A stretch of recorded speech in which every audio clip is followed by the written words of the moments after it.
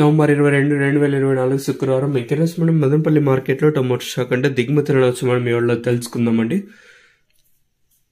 నేనుతో పోల్చుకుంటే దిగుమతి తగ్గిందా పెరిగిందా వేట అని వాళ్ళు మాట్లాడుకునే ముందు ఇంకా ఛానల్ సబ్స్క్రైబ్ చేసుకోలేదు. ఇంకేంది కావాల్సిన ప్లీజ్ లైక్ ప్లస్ సబ్స్క్రైబ్ చేసుకోండి. మీకు ఈ కుడి చేతి పక్కనే సబ్స్క్రైబ్ బటన్ ఉంటుంది, అలాగే ఎడమ చేతి పక్కనే లైక్ బటన్ ఉంటుంది. సో సబ్స్క్రైబ్ చేయడం మర్చిపోద్దండి, అలాగే లైక్ చేయడం మాత్రం మర్చిపోద్దండి. మనమైతే 93,000 మంది సబ్స్క్రైబర్స్కి అయితే చాలా దగ్గరగా అయితే వచ్చాము. జస్ట్ ఇంకా 40 మంది 50 మంది ఏమో కావాలంతే.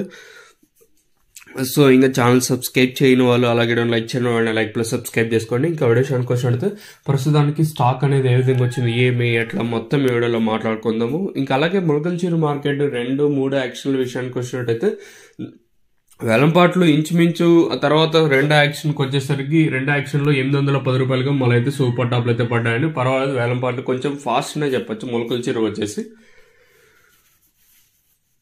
ఇంకా స్టాక్ విషయానికి వచ్చినట్టయితే మనం ముందుగా టీవీఎస్ మండలి మొత్తం మాట్లాడుకుంటే ప్రస్తుతానికి సమయం 6 గంటల 13 నిమిషాలు అయితే అవుతుందండి. వచ్చిన స్టాక్ ప్రకారం మాట్లాడుకుంటే పెద్దగా మార్పు అయితే లేదు. ప్రస్తుతానికి వచ్చేసి ఓవరాల్గా మార్కెట్ మొత్తం తీసుకున్నట్టయితే మనకి ఆల్మోస్ట్ ఒక వారం ఇంకా గమనించట్టు ఇంతకుముందు ప్రీవియస్ ఒక వారం ఇంకా గమనించినట్టయితే దిగుమతులు అయితే తక్కువగానే వస్తున్నాయి. ఎంతో మొలకల్చూరు నిన్న మొలకల్చూరు కూడా దిగుమతి బాగా తగ్గింది. ఇంకా మరి మన మదనపల్లి మార్కెట్లో ప్రైస్ అనేది ఏ విధంగా ఉంటుందో చూడాలి.